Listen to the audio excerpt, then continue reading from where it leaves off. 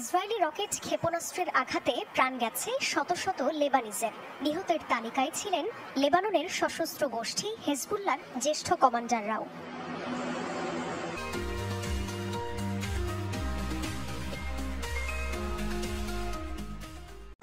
তবে শুক্রবার বৈরুতে হেজবুল্লাহর সদর দপ্তর নিশানা করে ভয়াবহ হামলা চালায় জায়নবাদীরা, যাতে গোষ্ঠীটির প্রধান হাসান নাসরাল্লাহর মৃত্যু হয়েছে বলে দাবি করে ইসরায়েলের প্রতিরক্ষা বাহিনী IDF। জানায় নাসরাল্লাহর মেয়ে জায়নাব সহ গোষ্ঠীটির বেশ কয়েকজন কমান্ডারও রয়েছেন। শনিবার হাসান নাসরাল্লাহর মৃত্যুর খবর নিশ্চিত করে হেজবুল্লাহ। এই হত্যার পরিকল্পনার বিষয়ে চাঞ্চল্যকর তথ্য জানায় টাইমস অফ ইসরায়েল। প্রতিবেদনে বলা হয়, সপ্তাহখানেক আগে নাসরাল্লাহকে হত্যার ছক আঁকে ইসরায়েলের মন্ত্রিসভা।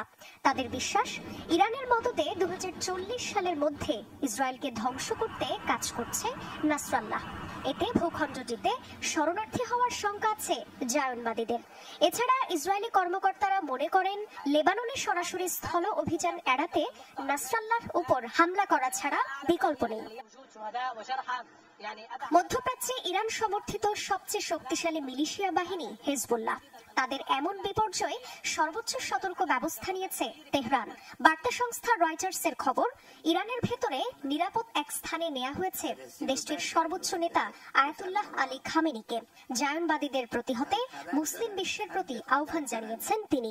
বলেন, লেবানন নিয়ে ইসরায়েল সর্বোচ্চ সীমা অতিক্রম করেছে।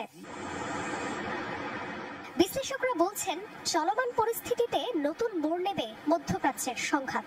আল জাজিরাকে দেয়া সাক্ষাৎকারে centre for conflict and humanitarian স্টাডিজের অধ্যাপক মাউন রাব্বানি বলেন, ইরান সমর্থিত গোষ্ঠীগুলোকে দুর্বল করে দিয়ে তেল আবিবের চূড়ান্ত লক্ষ্য তেহরানের সঙ্গে সংঘাতে জড়ানো।